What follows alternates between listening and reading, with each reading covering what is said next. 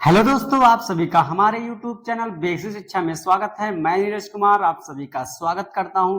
दोस्तों, आज हम लोग पढ़ने वाले हैं सौर मंडल को। तो दोस्तों, सौर मंडल की पहले हम लोग परिभाषा को पढ़ेंगे, उसके बाद इसके सूर्य के बारे में पढ़ेंगे, ग्रहों के बारे में पढ़ेंगे, ग्रह के जितने उपग्रह हैं उसके बारे में पढ़ेंगे, फिर क्षुद्र ग्रह क्या होता है उसके बारे में पढ़ेंगे। तो दोस्तों, शुरू करते हैं। पहले सौर मंडल की परिभाषा क्या होती है। तो सौर मंडल की परिभाषा क्या है?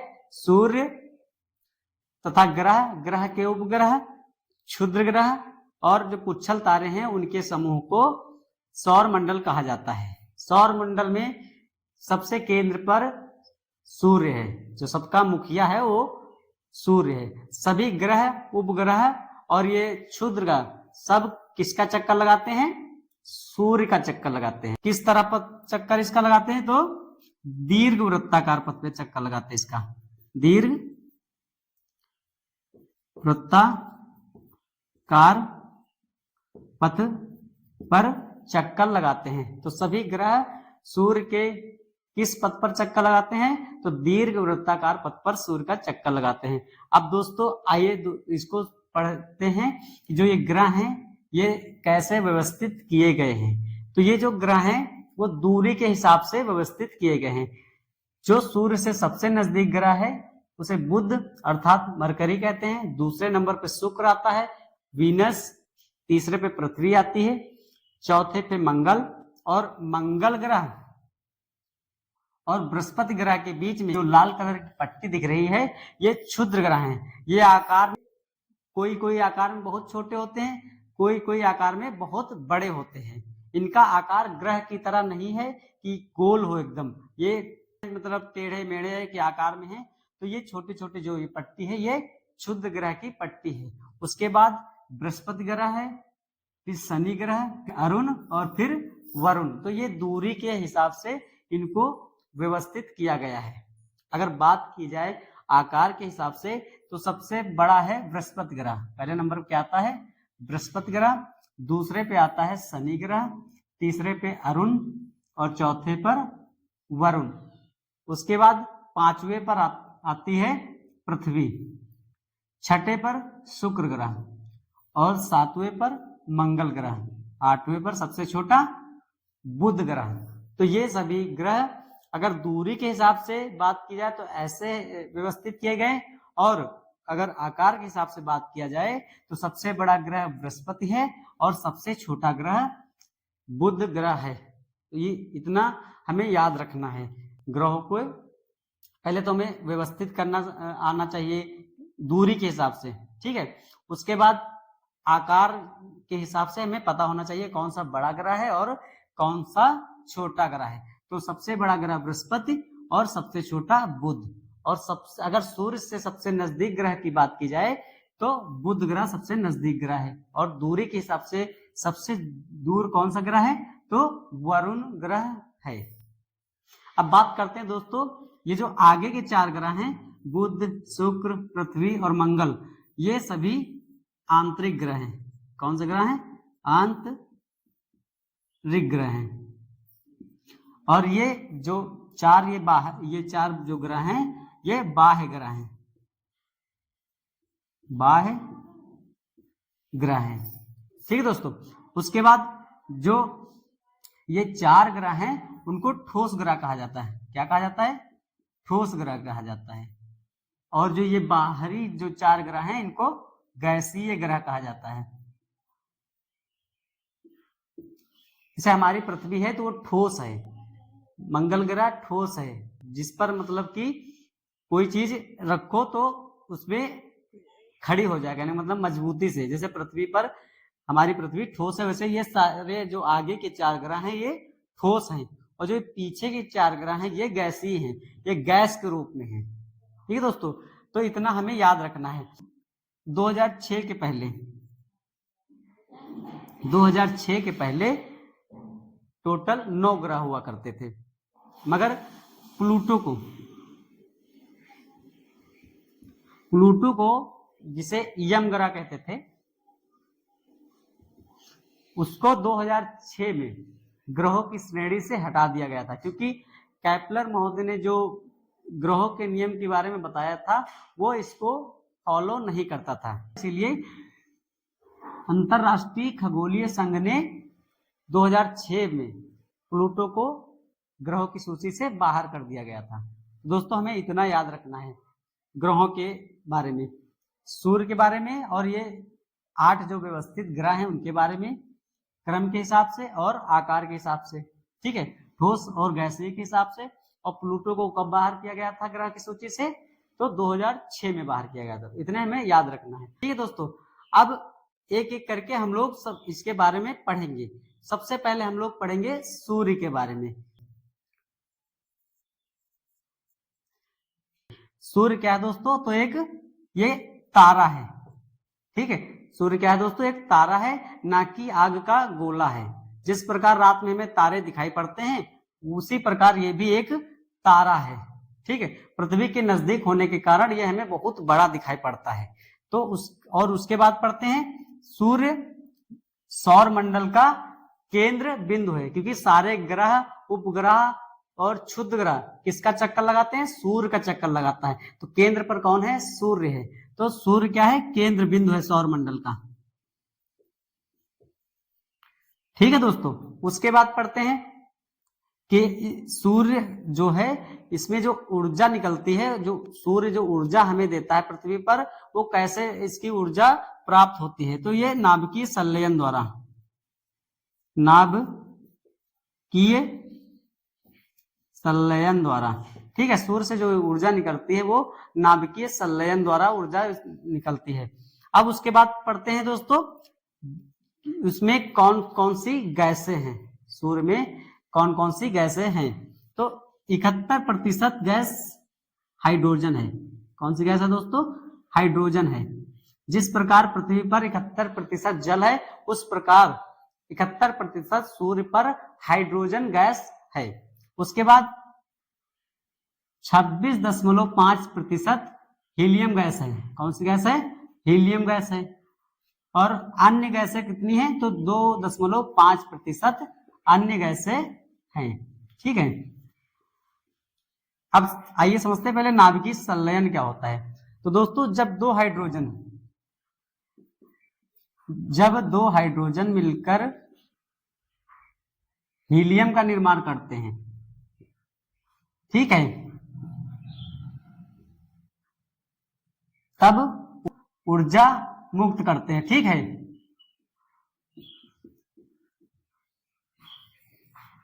वो ऊर्जा हमें पृथ्वी पर प्राप्त होती है जब दो हाइड्रोजन मिलकर हीलियम का निर्माण करते हैं और साथ ही ऊर्जा को मुक्त करते हैं, तो वो ऊर्जा हमें प्रकाश के रूप में हमारी पृथ्वी तक पहुंचती है। तो जो सूर्य है वो किस प्रकार ऊर्जा बनाता है? तो नाभिकीय संलयन द्वारा, ठीक है दोस्तों। अब आगे इसके बारे में और भी पढ़ते हैं। सूर्य की आयु कितनी है दोस्तों? तो 5 बिलियन ईयर है। कितनी? सूर्य की आयु 5 बिलियन वर्ष अनुमानित किया गया है, ठीक है। उसके बाद आगे इसके बारे में और पढ़ते हैं, सूर्य के बारे में, इसके तापमान के बारे में। तो जिस प्रकार पृथ्वी की 3 परतें हैं, ठीक है, उसी प्रकार सूर्य के भी 3 परतें हैं। ऐसे ही हमारी पृथ्वी है, ठीक है। हमारी पृथ्वी से जो सूर्य का भाग दिखाई पड़ता है वो कौन सा भाग है? ये वाला भाग। यही भाग हम लोग देख पाते हैं सूर्य का, जिसे कहते हैं प्रकाश मंडल। कौन सा भाग दिखाई पड़ता है हमें? प्रकाश मंडल वाला भाग, ठीक है।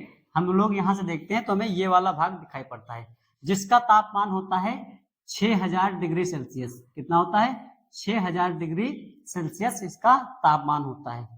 अब आते हैं केंद्र पर। जो दो हाइड्रोजन मिलकर हीलियम में बदलता है वो केंद्र में बदलता है। कहां बदलता है? केंद्र में बदलता है। तो हाइड्रोजन और हीलियम किस में बदलते हैं? तो यहाँ केंद्र में बदलते हैं, ठीक है। जब दो हाइड्रोजन मिलकर हीलियम बनाते हैं वो केंद्र में बनाते हैं और यहीं से ही ऊर्जा बाहर निकलती है, ठीक है, जो हमारी पृथ्वी तक पहुंचती है। पूरे सौर मंडल में इसका प्रकाश पहुंचता है। इतना हमें याद रखना है कि केंद्र से ही कि हमें ऊर्जा प्राप्त होती है। ठीक है, और केंद्र का तापमान दोस्तों होता है 15 मिलियन डिग्री सेल्सियस। कितना होता है? 15 मिलियन डिग्री सेल्सियस केंद्र का तापमान होता है। अब जो अन्य गैसें हमने पढ़ी है ना 2.5%, वो क्या होता है? जब यहाँ केंद्र से बाहर ऊष्मा निकलती है, उसके साथ साथ जो सूर्य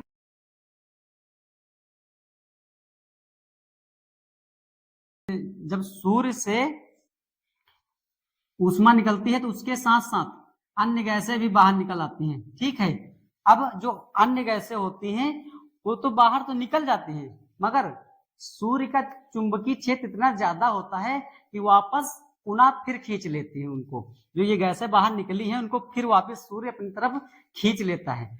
निकलते समय तो जो गैसें होती हैं उनका तापमान बहुत होता है, मगर जब वापस आती हैं तो वो गैसें ठंडी पड़ जाती हैं, जिस कारण कहीं कहीं पर पृथ्वी सूर्य पर कलंक दिखाई देता है। ठीक है, कहीं कहीं पर जो एक कलंक दिखाई पड़ता है और उसका तापमान होता है 1500 डिग्री सेल्सियस। उसी को कहते हैं सूर्य कलंक। उसी को क्या कहते हैं दोस्तों? तो सूर्य कलंक। तो हमें ये जरूर याद रखना है कि केंद्र का तापमान कितना होता है? 15 मिलियन डिग्री सेल्सियस। ठीक है, और जो भाग हमें पृथ्वी से दिखाई पड़ता है उसे प्रकाश मंडल कहते हैं। उसका तापमान होता है, प्रकाश मंडल का तापमान जो किनारे का 6000 डिग्री सेल्सियस। ठीक है, और जो सूर्य कलंक होता है उसका तापमान होता है 1500 डिग्री सेल्सियस। तो इतना हमें सूर्य के बारे में याद रखना है। ठीक है, अब और इसके बारे में भी याद कर रखते हैं कि पृथ्वी जो सूरज है वो पृथ्वी से कितना बड़ा है? तो 13 लाख गुना बड़ा है। कितना गुना बड़ा है? 13 लाख गुना बड़ा है। ठीक है दोस्तों, इतना हमें सूर्य के बारे में याद रखना है। तो दोस्तों आइए इसके बारे में और पढ़ते हैं।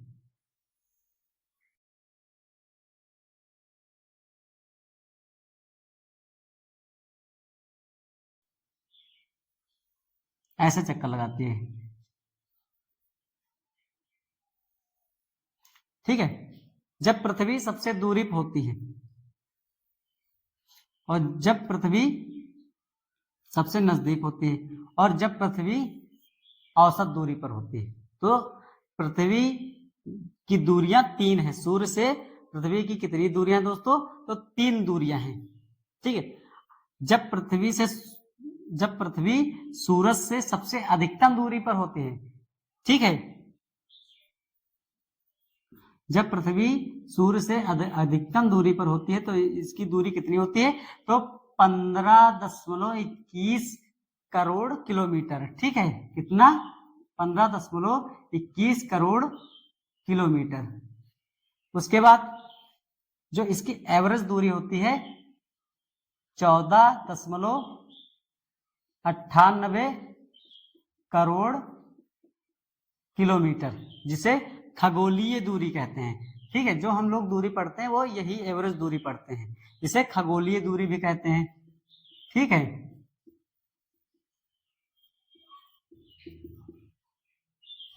उसके बाद जब सूर्य सबसे नजदीक होता है तब इसकी दूरी कितनी होती है? तो 14.70 करोड़ किलोमीटर। ठीक है, ये हमें याद रखना है। अब सूरज से पृथ्वी की दूरी दोस्तों तो पता हो गई हमें। ठीक है, अधिकतम दूरी, एवरेज दूरी और न्यूनतम दूरी। अब सूर्य से प्रकाश जो है पृथ्वी तक कितनी देर में पहुंचता है ये भी हम लोग पढ़ लेते हैं। तो 8 मिनट 16 सेकंड में सूर्य का प्रकाश पृथ्वी तक पहुंचता है। ठीक दोस्तों, अब हम लोग इसके आगे पढ़ते हैं उपसौर और अपसौर की घटना को। क्या पढ़ेंगे? उपसौर और अपसौर की घटना। ठीक दोस्तों, पृथ्वी अपने अक्ष पर कितनी झुकी है? 23.5 डिग्री पर। कितनी? 23.5 डिग्री पर झुकी है। ठीक है, अब याद रखना दोस्तों, सही ध्यान से देखना, हमारा देश कहाँ है? उत्तर पे। कहाँ? उत्तर पूर्व में, यहां पर है। और जब पृथ्वी इधर आ जाएगी तो यहां पर हमारा देश हो जाएगा। याद रखना दोस्तों, ठीक है। जब पृथ्वी सबसे अधिकतम दूरी पर होगी सूर्य से तब क्या होगा, और जब पृथ्वी सूर्य से न्यूनतम दूरी पर होगी तब क्या होगा, ठीक है, ये हमें याद रखना है। जब सूर्य से पृथ्वी अधिकतम दूरी होगी तो ये हमें याद रखना, तब होता है अपसौर की घटना। क्या होता है? अपसौर की घटना। अपसौर की घटना। और यह कब होता है? तो 4 जुलाई को होता है। कब होता है? 4 जुलाई को। ठीक है दोस्तों, उस दिन सबसे ज्यादा गर्मी होती है। और यह जो पृथ्वी सूर्य से सबसे नजदीक दूरी पर होती है तब क्या होता है? तो होता है उपसौर की घटना। क्या होता है? उपसौर की घटना। और ये कब होता है? 3 जनवरी को। कब होता है? 3 जनवरी को। अब दोस्तों आप लोगों के मन में क्वेश्चन आ रहा होगा कि पृथ्वी जब सूर्य से दूरी पर ज्यादा होती है तो ठंडी होनी चाहिए, और जब नजदीक होती है तो गर्मी होनी चाहिए ज्यादा।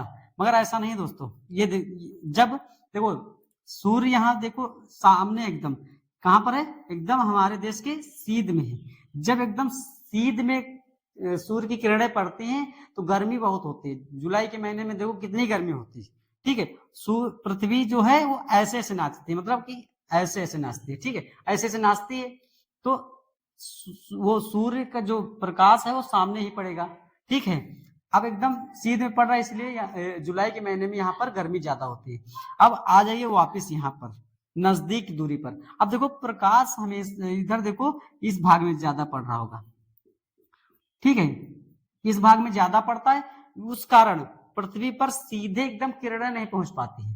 ठीक है, सीधे किरणें न पहुंच पाने के कारण ठंडियों के दिनों में देखो परछाई लंबी बहुत बनती है।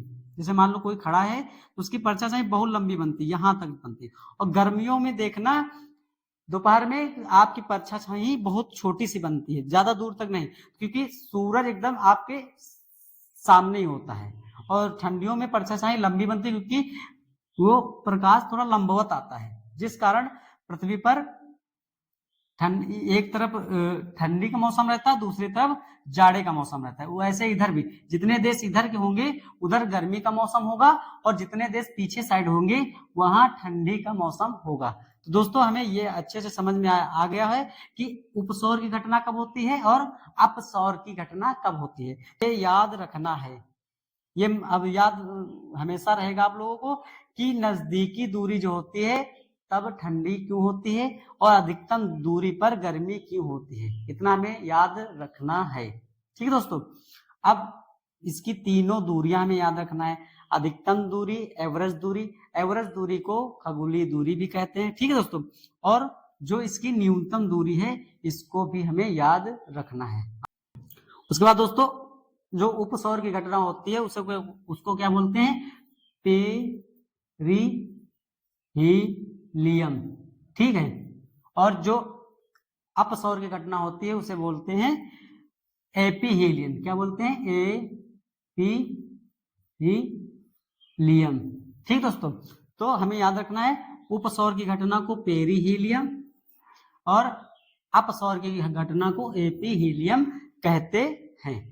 ठीक है दोस्तों, तो सूर्य की तीनों दूरियां हमें याद हो गई। ठीक है, और जो अपसौर है उपसौर है वो भी हमें याद हो गया। आशा करती चीज आप लोगों को अच्छे से समझ में आया होगा। इसके बाद दोस्तों हम लोग पढ़ेंगे अब बुध ग्रह के बारे में। बुध ग्रह क्या होता है? तो बुध ग्रह सूर्य के सबसे नजदीक ग्रह है, ये हमें याद रखना है। और एक चीज ये भी याद रखना है कि सूर्य से जो ग्रह नजदीक है उसका चक्कर भी सबसे ज्यादा जल्दी पूरा होगा। ठीक है, जैसे जैसे दूरी इसकी बढ़ेगी वैसे वैसे जो ग्रह हैं उनकी परिक्रमा करने का समय है वैसे वैसे बढ़ेगा। ठीक है, सबसे नजदीक ये है तो इसका परिक्रमण काल सबसे कम होगा। ठीक है, उसके बाद ये है तो इसका उससे ज्यादा होगा। पृथ्वी है उसका उससे ज्यादा है। ठीक है, वैसे सबसे लास्ट में वरुण है तो उसका परिक्रमण काल सबसे ज्यादा समय लगता है, इतना हमें याद रखना है। तो बुध के बारे में हमें याद रखना है, सूर्य से सबसे नजदीक ग्रह है, नजदीकी ग्रह है। दूसरे नंबर पर इसका परिक्रमण काल भी सबसे कम होगा, क्योंकि सबसे नजदीक ग्रह है, उस हिसाब से इसका परिक्रमण काल 88 दिन होता है। कितना दिन? 88 दिन होता है। और बुध ग्रह पर तापांतर, तो बुध ग्रह है इसका तापांतर कितना होता है? 600 डिग्री सेल्सियस का तापांतर होता है। दिन में इसका ताप हो जाता है 427 डिग्री सेल्सियस, और रात में इसका तापमान होता है माइनस में 173 डिग्री सेल्सियस। ठीक है, तापांतर की बात की जाए तो 600 डिग्री सेल्सियस का अंतर होता है इसका। ठीक है, उसके बाद इसमें पढ़ते हैं, इसका कोई उपग्रह नहीं होता है, इसका कोई उपग्रह नहीं होता है, ग्रह नहीं होता है। ठीक है, और इसकी एक विशेषता होती है। इसकी क्या विशेषता है दोस्तों?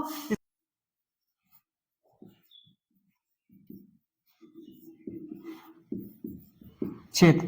ठीक है दोस्तों, और इसके चुंबकीय क्षेत्र के बारे है दोस्तों, पढ़ते हैं हम लोग। ये सबसे छोटा ग्रह है। क्या है? सबसे छोटा ग्रह है। ठीक, तो हमें बुध के बारे में इतनी जानकारी रखनी है याद।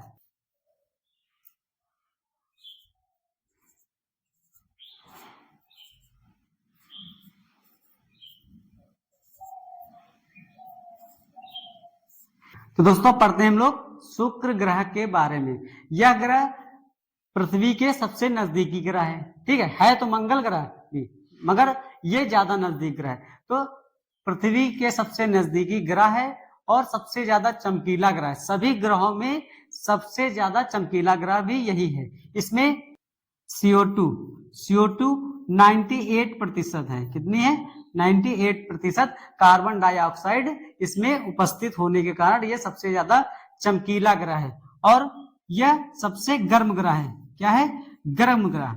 अब दोस्तों आप लोग ये सोच रहे होंगे सबसे आगे तो बुध ग्रह, ये गर्म होना चाहिए, मगर ये क्यों है?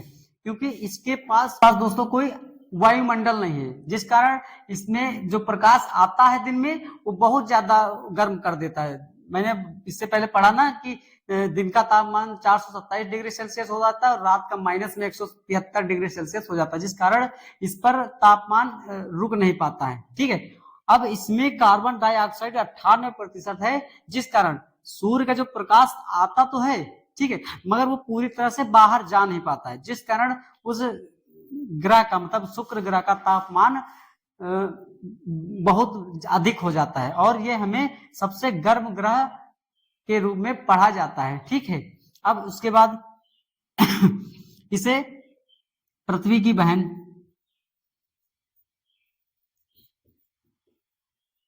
ठीक है, पृथ्वी की भगिनी, भोर का तारा, सांझ का तारा,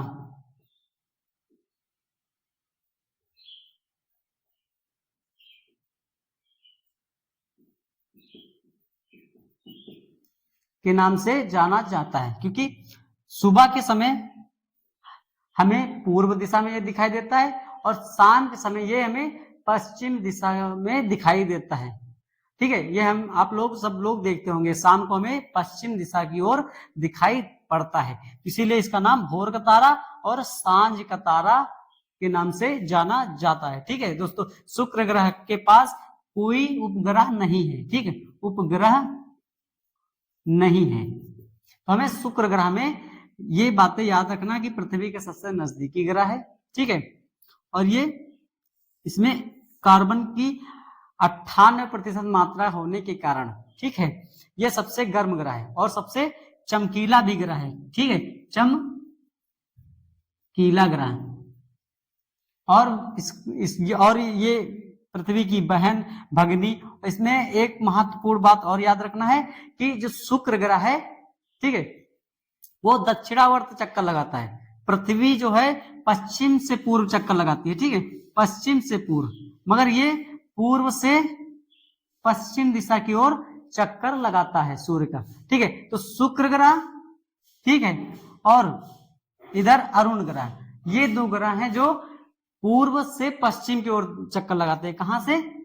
पूर्व से पश्चिम की ओर चक्कर लगाते हैं सूर्य का। तो इधर से दूसरे नंबर पर और लास्ट में दूसरे नंबर पर। तो ये हमें याद रखना है कि शुक्र ग्रह और अरुण ग्रह, ये दोनों ग्रह ऐसे हैं जो पूर्व से पश्चिम दिशा में सूर्य का चक्कर लगाते हैं। शुक्र ग्रह में हमें इतनी बातें याद रखना है। कार्बन डाइऑक्साइड की उपस्थिति कितनी है दोस्तों? 98%, जिस कारण ये सबसे गर्म ग्रह और सबसे चमकीला ग्रह है, ठीक है। पृथ्वी की बहन, भगिनी, भोर का तारा, सांझ का तारा, इन नामों से इसे जाना जाता है। और महत्वपूर्ण तो हमें ये याद रखना है कि ये पूर्व से पश्चिम दिशा की ओर ये ग्रह सूर्य का चक्कर लगाता है, इसका कोई उपग्रह नहीं है। हमें इतना शुक्र ग्रह के बारे में याद रखना है, ठीक। अब दोस्तों आते हैं आगे पृथ्वी के बारे में। हमारी पृथ्वी अगर आकार के हिसाब से बात की जाए तो 5वें नंबर पर आती है, ठीक है, और दूरी के हिसाब से बात की जाए तो ये तीसरे नंबर पर आती है, ठीक है। उसके बाद पृथ्वी एकमात्र ऐसा ग्रह है पूरे सौर मंडल में जिस पर जीवन संभव है। क्या है दोस्तों? जीवन संभव है। यह किस लिए है इसको भी हम लोग पढ़ते हैं। हमारी पृथ्वी 23.5 डिग्री पर अपने अक्ष पर झुकी है। जैसे ये 23.5 डिग्री पर ये ऐसे झुकी है, ये ऐसे होना चाहिए, जैसे हम लोग एकदम सीधे हैं ऐसे, ठीक है, ऐसे नहीं है, ये अपने अक्ष पर 23.5 डिग्री पर ऐसे झुकी हुई है, ठीक है। जैसे मान लो हमको लोगों को ये पृथ्वी ऐसे होनी चाहिए थी, मगर ये 23.5 डिग्री पर ऐसे झुकी है, ठीक है। कितने डिग्री पर? 23.5 डिग्री पर, ठीक है। अब अगर विषुवत रेखा से देखा जाए यह कितने अंश का कोण बनाती है, ठीक है। मान लो ये पूरा समकोण है, ठीक है, ये कितना है? समकोण। समकोण कितने अंश का होता है? 90 अंश का, ठीक है। अब 90 अंश में 23.5 अंश घटा देंगे तो कितना बचेगा? तो 66.5 डिग्री, कितना? 66.5 डिग्री का कोण बनाता है, ठीक है। तो हमें याद रखना है अपने अक्ष से अक्ष, अपने अक्ष से पृथ्वी कितना झुकी है? 23.5 डिग्री, ठीक है। और ये कोण कितने अंश का बनाती है? तो 66 डिग्री का कोण बनाती है। इतना हमें याद रखना है, जिस कारण हमारी पृथ्वी पर ऋतु परिवर्तन होता रहता है। जो 4 ऋतुएं हैं वो इसी के कारण होती हैं। अगर ये पृथ्वी 23.5 डिग्री पर ना झुकी होती तो इस पर शायद जीवन संभव ना होता, ठीक है। या तो ठंडी होती या फिर गर्मी ही होती। तो ये झुकाव के कारण और जो सूरज का चक्कर लगाती है पृथ्वी, उस कारण इस पर जीवन संभव हुआ है, ठीक है। तो हमें ये याद रखना है कि पृथ्वी 23.5 डिग्री की झुकी होने के कारण और 66.5 डिग्री का कोण ये बनाती है। इसके बाद पढ़ते हैं दोस्तों इसका व्यास। ये व्यास जो ये बीच की जो रेखा है उसको बोलते हैं विषुवत रेखा, ठीक है। और विषुवतीय व्यास कितना है? 12,756 किलोमीटर, ठीक। अगर ध्रुवीय व्यास की बात की जाए, ठीक है, ध्रुवीय व्यास की बात की जाए तो 12,713 किलोमीटर इसका ध्रुवीय व्यास है दोस्तों। तो विषुवतीय व्यास कितना है? 12,756 किलोमीटर और ध्रुवीय व्यास कितना है? 12,713 किलोमीटर पृथ्वी का ध्रुवीय व्यास है, ठीक है। उसके बाद पढ़ते हैं पृथ्वी का एकमात्र उपग्रह कौन सा है? तो चंद्रमा है, ठीक। उस पृथ्वी पर दोस्तों 71% जल, कितना है?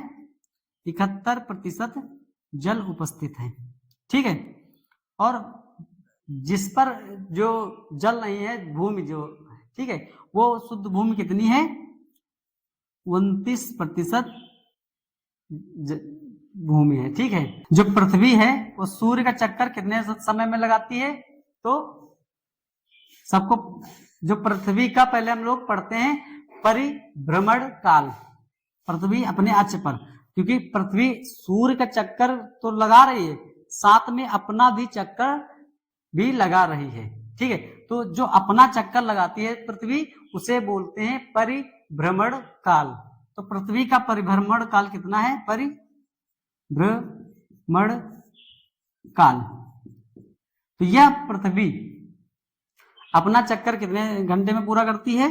तो 23 घंटे 56 मिनट 4 सेकेंड में अपना चक्कर एक पूरा करती है, जिसको हम लोग जोड़ते हैं 24 घंटे में। ठीक है, और सूरज का एक चक्कर लगाने में कितना समय लेती है? जिसको बोलते हैं परिक्रमण काल, परिक्रमण काल। ठीक है, तो परिभ्रमण और परिक्रमण काल में दोस्तों अंतर हमें याद रखना है। अपना अगर चक्कर लगा रही है तो परिभ्रमण काल, अगर सूरज के चक्कर लगा रहा है कोई भी ग्रह हो, ठीक, पृथ्वी नहीं, तो वो परिक्रमण काल होगा। ठीक है, ये कितना है? 1 साल में पूरा चक्कर लगाती है। ठीक है, पृथ्वी तो कितना? 365 दिन 6 घंटे। ठीक है, 365 दिन 6 घंटे।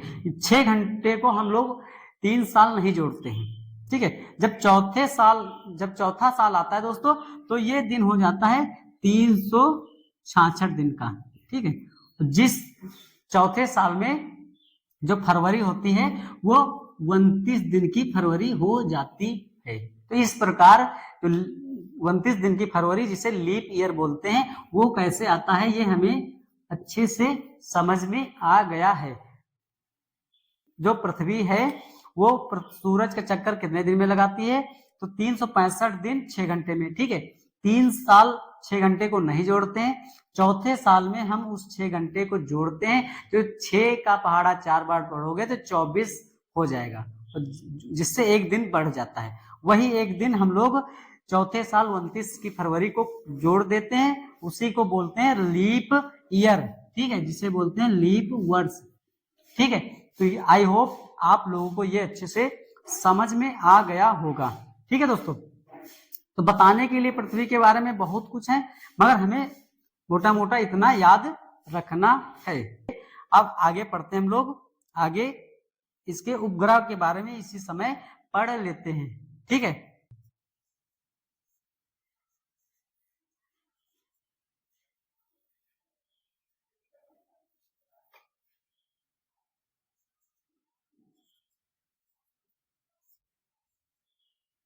ठीक है दोस्तों, अब पढ़ते हैं हम लोग दोस्तों चंद्रमा के बारे में।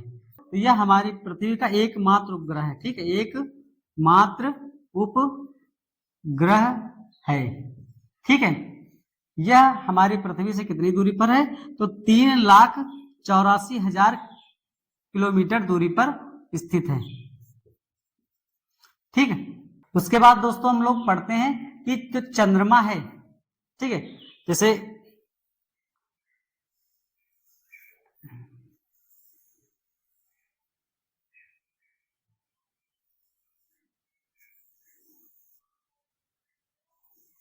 ठीक, ये हो गया सूर्य, ये हो गई पृथ्वी, ठीक है, ये हो गया चंद्रमा।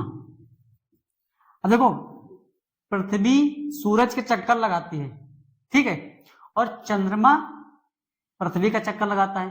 ठीक है, तो पृथ्वी के साथ साथ चंद्रमा सूरज का भी चक्कर लगा लेता है। ठीक है, तो दोस्तों इसके आगे हम लोग पढ़ेंगे जो चंद्रमा है, चंद्रमा का परिभ्रमण काल और यह पृथ्वी का चक्कर कितने समय में पूरा कर लेता है। तो परिभ्रमण काल हमने अभी पढ़ा है कि जो अपना चक्कर पूरा करता है उसे परिभ्रमण काल कहते हैं। तो चंद्रमा का परिभ्रमण काल कितना होता है? तो 27 दिन 8 घंटे ये अपना चक्कर पूरा कर लेता है। ठीक है, और ये पृथ्वी का पूरा चक्कर कितने समय में लगा लेता है? तो ये भी समय सेम ही है, परिक्रमण काल, इसका समय सेम है। तो ऐसा कौन सा उपग्रह है जिसका परिभ्रमण काल और परिक्रमण काल सेम है तो वो चंद्रमा है। ठीक, ये हमें याद रखना है। ठीक है, इसके बाद हम लोग पढ़ते हैं कि जो चंद्रमा का द्रव्यमान है पृथ्वी के द्रव्यमान से 1/81 है। ठीक है, द्रव्यमान कितना है इसका? 1/81। अब इसके पढ़ते हैं गुरुत्वीय भार कितना है इसका? क्या है दोस्तों? गुरुत्वीय भार ये है 1/6।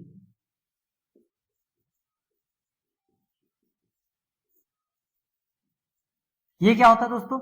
मान लो आपका भार पृथ्वी पर 60 किलो है, ठीक है, और चंद्रमा पर आप जाने पर आपका भार कितना महसूस होगा? 10 किलो। ठीक है, इसीलिए यहां पर आपका 60 किलो है और चंद्रमा पर आपका भार हो जाएगा 10 किलो।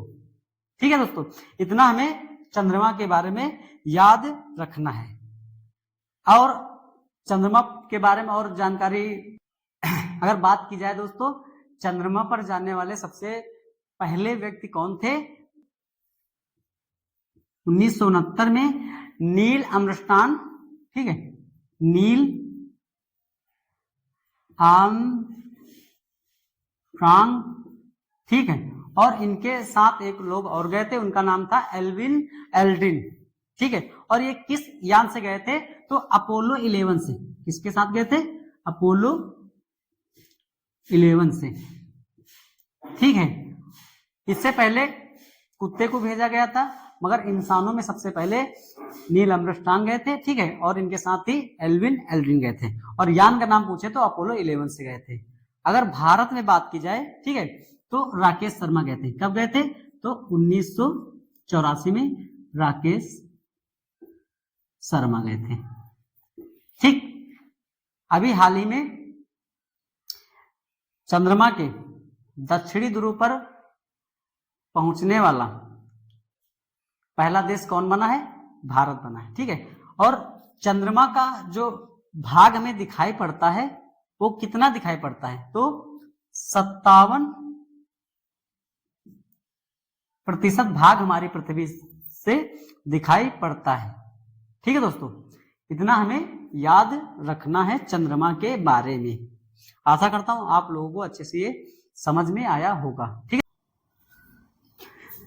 दोस्तों, इसके बाद पढ़ते हैं हम लोग मंगल ग्रह के बारे में। ठीक है,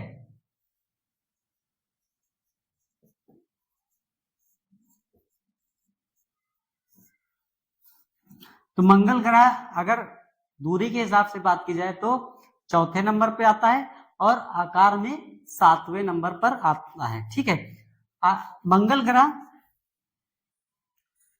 लाल हमें क्यों दिखाई देता है ये हमें याद जानना है। ठीक है, तो इसमें उपस्थित आयरन ऑक्साइड के कारण, आयरन ऑक्साइड के कारण ये हमें लाल ग्रह दिखाई पड़ता है। ठीक है, कैसा दिखाई पड़ता है? तो लाल ग्रह दिखाई पड़ता है। ठीक है, इसका जो दोस्तों झुकाव है वो पृथ्वी की ही तरफ 25 डिग्री पर झुकाव है। पृथ्वी 23.5 डिग्री पर झुका है, मगर ये 25 डिग्री पर झुका है, जिस कारण इस पर भी ऋतु परिवर्तन होता है, मगर जीवन अभी इस पर संभव नहीं है। ठीक है, नासा द्वारा सबसे पहले 2012 में भेजा गया था मिशन। ठीक है, उससे ये पता लगाया गया था इसकी मंगल ग्रह पर जो बर्फ की चट्टानें और पानी की उपस्थिति पाई गई। ठीक है, अगर बात की जाए तो भारत में इसरो ने 2013 में एक मिशन भेजा था जिसका नाम था मार्स ऑर्बिट मिशन। ठीक है, MOM, जिस कारण उसने भी ये संतुष्टि की है कि इसका भी परिक्रमण काल पृथ्वी की भांति 24 घंटे होता है। कितना? 24 घंटे में ये अपना परिभ्रमण काल पूरा कर लेता है। ठीक है, अगर बात की जाए इसके उपग्रह, तो 2 उपग्रह इसके हैं। एक का नाम है फोबोस और दूसरे का नाम है डिमोस।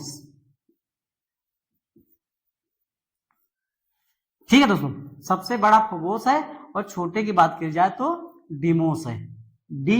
डिम से डिमोस छोटा और फोबोस बड़ा उपग्रह है। ठीक है, अब अगर दोस्तों बात की जाए पूरे सौर मंडल में उपस्थित सभी ग्रह और उपग्रह में से सबसे बड़ा ज्वालामुखी कहां उपस्थित है, तो मंगल ग्रह पर उपस्थित है। कौन ज्वालामुखी?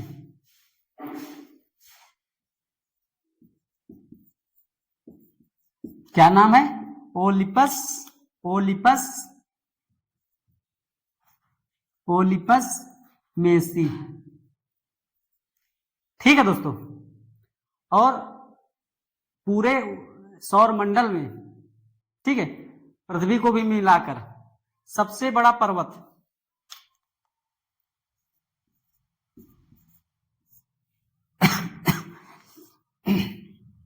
सबसे बड़ा पर्वत दोस्तों निक्स ओलंपिया है। क्या है दोस्तों? निक्स ओलंपिया।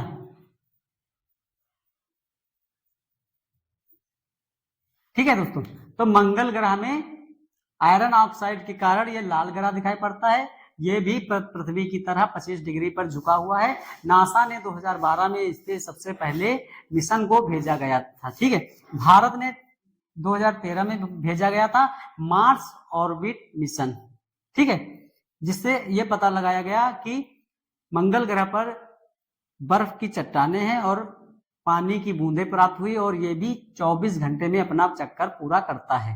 ठीक है, इसके दो उपग्रह हैं फोबोस और डिमोस। सबसे छोटा डिमोस है, सबसे बड़ा फोबोस। ठीक है, उसके बाद पूरे सौर मंडल में सबसे बड़ा ज्वालामुखी ओलिपस मेसी इसी पर उपस्थित है और सबसे बड़ा पर्वत निक्स ओलंपिया जो माउंट एवरेस्ट से, इससे माउंट एवरेस्ट से 3 गुना बड़ा है। ठीक है, ये हमें याद रखना है। इसके बाद हम लोग पढ़ते हैं क्षुद्र ग्रह के बारे में। ठीक है दोस्तों, क्षुद्र ग्रह को आइए देखते हैं मैप में। ठीक है, तो ये जो लाल कलर की पट्टी है, छोटे छोटे ये क्षुद्र ग्रह हैं। ये भी सभी ग्रह की तरह सूर्य का चक्कर लगाते हैं। ठीक है, अब ये भी देखो सूर्य सभी को अपनी तरफ खींचता है। ठीक है, तो उस कारण ये सूर्य का जब चक्कर लगाते हुए ये अपनी दिशा से भटक जाते हैं, क्योंकि इनके पास अपना कोई गुरुत्वाकर्षण बल तो है नहीं कि एक जगह रहें। ठीक है, ये एक दूसरे से लड़ जाते हैं चक्कर लगाते हुए और अपनी दिशा परिवर्तित हो जाते हैं। तो मंगल ग्रह इनको अपनी ओर खींच लेता है। ठीक है, मंगल ग्रह जब अपनी ओर खींचता है तो मंगल ग्रह गतिशील ग्रह है। ठीक है, क्या है? गतिशील ग्रह है। ये इधर यहाँ है प्रेजेंट टाइम पे, ये यहाँ आ जाता है। ठीक है, जिस कारण जो क्षुद्र ग्रह मंगल ग्रह अपनी ओर खींचता है तो ये तो यहीं आएंगे ना, ये बढ़ जाता है यहाँ, जिस कारण ये क्षुद्र ग्रह पृथ्वी की तरफ आ जाते हैं। ठीक है, पृथ्वी की तरफ आ जाते हैं, तो जब यहां पर ये उपस्थित होते हैं उनको कहा जाता है क्षुद्र ग्रह। ठीक है, और जब ये पृथ्वी पर आते हैं, कहां? पृथ्वी पर, तो पृथ्वी पर कितनी दूरी तक? 640 किलोमीटर की दूरी तक इसका वायुमंडल है। ठीक है, पृथ्वी का। जब ये पृथ्वी की रेंज में आते हैं इतना ज्यादा हवा का दबाव पड़ता है जिस कारण ये जलना चालू कर देते हैं। ठीक है, ये जलना चालू कर, जैसे ही यहां पर पहुंचते हैं, ये क्षुद्र ग्रह यहां पर पहुंचते हैं वैसे ये जलना चालू कर देते हैं। ठीक है, हमने पढ़ा है पृथ्वी के कितने मंडल हैं? तो 5 मंडल हैं। ठीक है, क्षोभ मंडल, समताप मंडल, मध्य मंडल, आयन मंडल और एक आखिरी बाह्य मंडल। ठीक है, तो ये यहां पर आकर जल जाते हैं। कहां पर? मध्य मंडल में। मध्य मंडल में ये सभी क्षुद्र ग्रह जलकर राख हो जाते हैं। जिस टाइम ये क्षुद्र ग्रह पृथ्वी की ओर आते दिखाई पड़ते हैं तब इनका नाम होता है उल्का। क्या नाम होता है दोस्तों? उल्का। ठीक है, ये यहां पर जब जलते हुए दिखाई देते हैं ये उल्का होते हैं। कभी कभी ऐसा होता है कि आकार में इतने बड़े होते हैं जिस कारण ये पूरी तरह से जल नहीं पाते हैं और ये आकर पृथ्वी पर गिर जाते हैं। ठीक है, तब इनका नाम पड़ जाता है उल्का पिंड। ठीक है दोस्तों, डायनासोर का अंत इन्हीं के कारण हुआ था। बहुत बड़ा उल्कापिंड पृथ्वी पर गिरा था जिस कारण डायनासोर का अंत हो गया था। ठीक है, तो क्षुद्र ग्रह जब यहाँ चक्कर लगा रहे हैं तो इनका नाम क्षुद्र ग्रह है। ठीक है, और जब ये पृथ्वी की तरफ आते हुए दिखाई पड़ते हैं तो उनका नाम उल्का पड़ जाता है। और ये मध्य मंडल में जो छोटे आकार के होते हैं वो मध्य मंडल में जलकर राख हो जाते हैं और जिनका आकार बड़ा होता है वो आकर पृथ्वी पर गिर जाते हैं। ठीक है, जो बहुत ही हानि पहुंचाते हैं पृथ्वी को, उनका नाम वहां पड़ जाता है उल्का पिंड। ठीक है, अब एक बात और है, जो चंद्रमा है, ठीक है, जो चंद्रमा है वो हमें देखो धब्बे टाइप में दिखाई पड़ता है, दागनुमा। और मान लो पृथ्वी पर तो वायुमंडल है जिस कारण ये जलकर राख हो जाते हैं। ये जब चंद्रमा पर गिरते हैं तो उन पर कोई वायुमंडल तो है नहीं, तो डायरेक्ट जाकर चंद्रमा पर गिर जाते हैं जिस कारण चंद्रमा पर बहुत सारे गड्ढे हैं। और ये जो सूर्य का प्रकाश चंद्रमा पर पड़ता है वो हमें पूरी तरह से इसीलिए नहीं दिखाई पड़ता चंद्रमा, वो हमें दागनुमा दिखाई पड़ता है। जब गड्ढों में प्रकाश सही से जाएगा नहीं तो हमें चंद्रमा कैसे दिखाई पड़ेगा।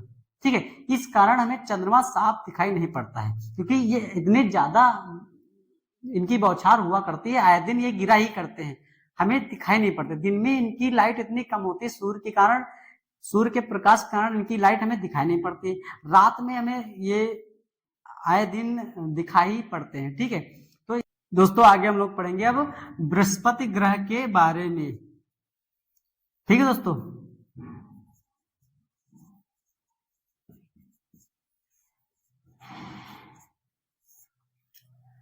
बृहस्पति ग्रह दोस्तों देखो आकार में सभी ग्रहों से सबसे बड़ा ग्रह है।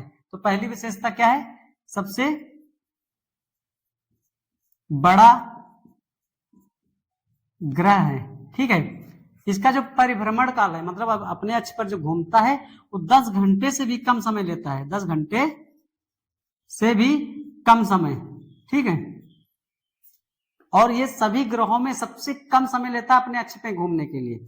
और अगर पूरा सूरज की बात की जाए तो सूरज का चक्कर ये कितने सालों में लगाता है, तो ये 12 वर्ष में पूरा चक्कर लगाता है।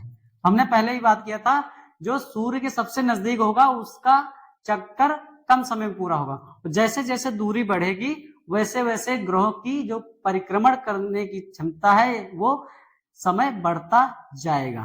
ठीक है दोस्तों, अगर बात की जाए इसके उपग्रह की, उपग्रह की बात की जाए तो इसके उपग्रहों की संख्या 95 है। ठीक है दोस्तों, इसमें से सबसे बड़ा उपग्रह कौन सा है, गैनीमीड। क्या है, गैनीमीड। ठीक है, जो पूरे जो जितने भी ग्रह हैं उनमें से उपग्रहों में से सबसे बड़ा उपग्रह यही है।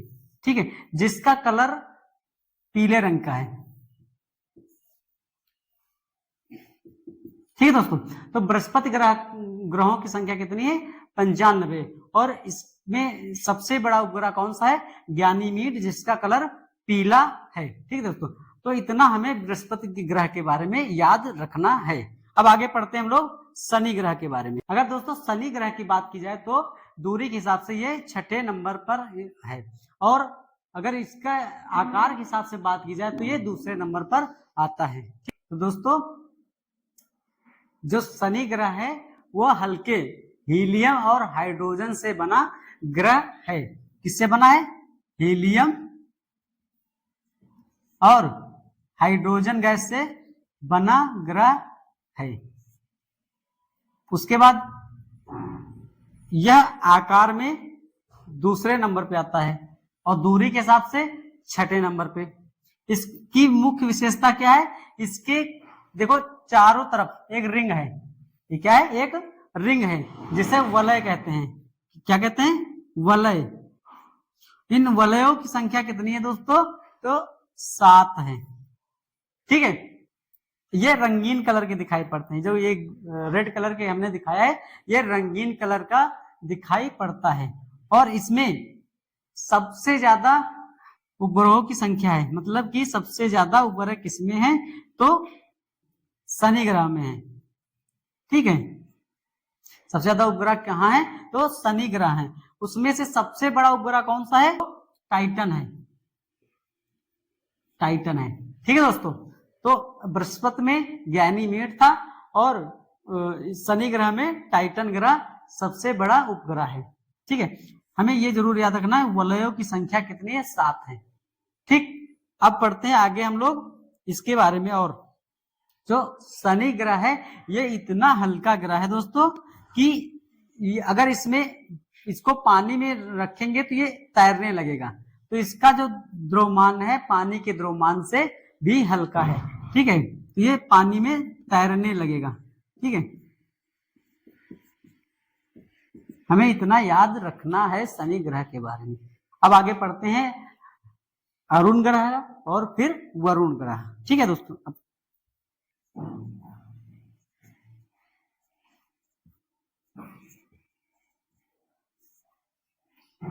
अरुण ग्रह अगर दूरी के हिसाब से बात की जाए तो 7वें नंबर पे आता है और आकार के हिसाब से 3रे नंबर पर आता है। अरुण ग्रह में वलयों की संख्या 9 है। ठीक है, कितनी है, 9 है। और शनि ग्रह में 7 थी, ये हमें याद रखना है। अरुण ग्रह की जो दिशा है, हमने पहले बात की थी कि शुक्र ग्रह और अरुण ग्रह की जो दिशा है परिक्रमण करने की, तो वो है पूर्व से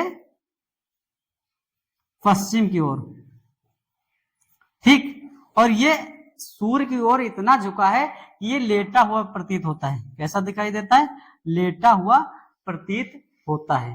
ठीक है दोस्तों, अब इसके बाद इसका ताप कितना है, तो इसका ताप रहता है 215 डिग्री सेल्सियस। कितना, 215 डिग्री सेल्सियस इसका ताप रहता है।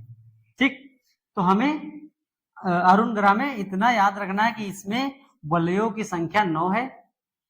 ठीक है, ये पूर्व से पश्चिम दिशा में सूर्य की परिक्रमा पूरी करता है। ठीक है, ये अपने इतना झुकाव होने के कारण ये हमें लेटा हुआ दिखाई पड़ता है। और ये इसका जो तापमान है उसमें इसका 215 डिग्री सेल्सियस इसका तापमान ठीक है। ठीक है दोस्तों, अब हम पढ़ेंगे इसका अगला और आखिरी नेपच्यून के बारे में। ठीक है, वरुण ग्रह के बारे में। ठीक है दोस्तों, तो दूरी के हिसाब से सबसे लास्ट में वरुण ग्रह आता है। ठीक है, अगर आकार के हिसाब से बात की जाए तो ये 4थे नंबर पर आता है वरुण ग्रह।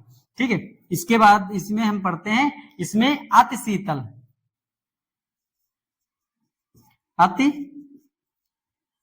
शीतल मेथेन के बादल दिखाई देते हैं। ठीक है, और इसमें प्रमुख उपग्रह की बात की जाए तो ट्राइटन है। क्या है, ट्राइटन है। इसकी खोज 1981 में की गई थी। ठीक है दोस्तों, तो हमें इतना याद रखना है, टाइटन अलग है। टाइटन किसका है, तो शनि का उपग्रह है, और ये ट्राइटन है। ये जरूर दोनों में डिफरेंट याद रखना है।